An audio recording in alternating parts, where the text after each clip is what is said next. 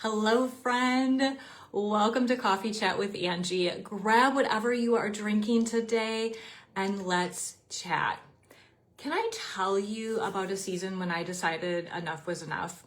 Our son Karsten would not get up in the mornings. I don't know if you have children that do this as well and you can relate, but he would not get moving. And meanwhile, I'm trying to get myself ready and I'm yelling. He's dragging, I'm really snapping. We'd get out the door already defeated and stressed and angry with each other before our day had even started.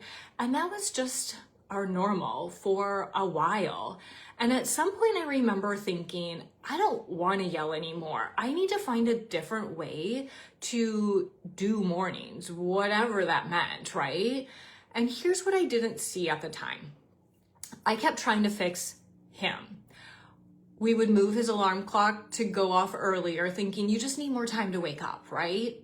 Well, that didn't work all the greatest. And then I move it to later, thinking, well, if you're not getting up anyways, you might as well get more sleep. Maybe you just need more sleep. Well, that didn't work. And so we tried rewards, we tried discipline, we tried, all of the things, right? And some things would work for a short term. And I was like, yes, this is the ticket. And then it wouldn't work anymore. And it was because I wasn't looking at the actual problem. It turns out for me, it was 15 minutes, 15 extra minutes for me to be ready before I had to manage him. So I was the problem. Okay. So mornings though, that I had that 15 minutes where I was ready, even when he was still dragging, I wasn't snapping. And it still seems weird to me to this day that was the solution, but that's the thing. Sometimes you don't know unless you try. And so because I knew that I wasn't running behind, I didn't have that stress. And I just had the stress of getting him ready to leave on time and out the door. And that wasn't overwhelming to me as when both of us were running behind. And the whole house, it felt different. And I'm not telling you that story because 15 minutes in the morning is going to change your mornings. In fact, it probably won't change your mornings. It's probably something totally different for you. I'm telling you that story because of how long I lived with the yelling and the chaos before I even looked for a solution. And because part of me thought, you know what, this is how it is right now. I just don't have time to figure out something else. And you know what, it probably when he's in middle school, then he'll get up fine. It'll be better. Or high school, it'll be better. Or whatever. Like we feel like, oh, just after we get to this next step, things will change. And we wait it out, but things never change, right? And I think that you're living in your own version of that. You know something needs to change. You've probably even looked at chaos to calm and you thought, man, I need that. But where do I even have time for that right now? I want to gently challenge that question today because I don't think the real question is, do I have time to fix this? I think the real question is, what is not fixing this costing me? Because staying stuck in neutral, it isn't free. It is costing you something.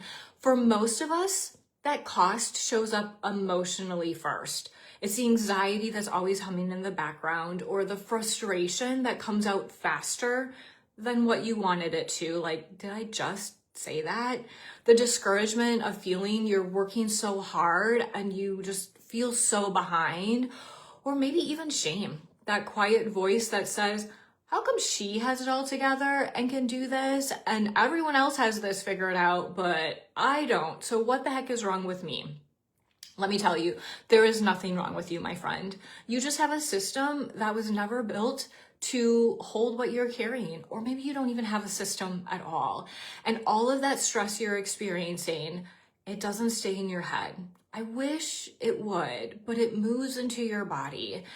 And maybe right now it shows up small. Maybe right now you know that when you are stressed, you get a cold more frequently, or you get sick more often, or you don't sleep as well, or your stomach's a mess. But that stress that goes unmanaged for long periods of time, that's linked to real things. Elevated blood pressure, more inflammation in the body, which leads to disease, a weaker immune system. Your body is keeping the score even when you don't.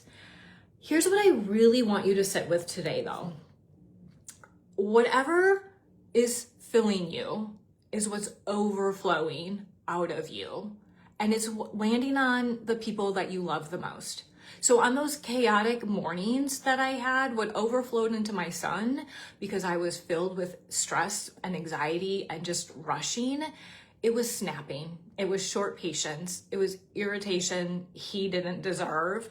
And it wasn't because I was a bad mom. You're not a bad mom at all. I was just an overwhelmed one.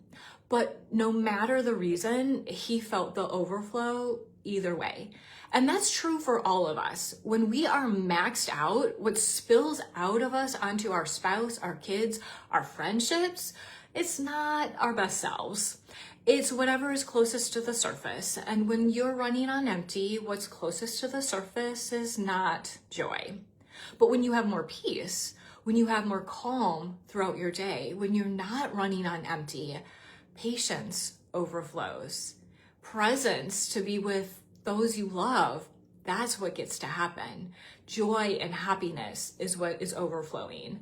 And people feel that calm when they're with you. It's something your whole family gets to experience. And that is not a small thing, my friend. That might be the biggest thing. And this is exactly why I built Chaos to Calm. It's not about finding one trick and hoping it sticks. It's about building real systems for your morning, your meals, your health, whatever area is weighing you down the most. And systems that actually hold, instead of the kind you try for 2 weeks and you quietly abandon them when life gets busy, right? This is the difference.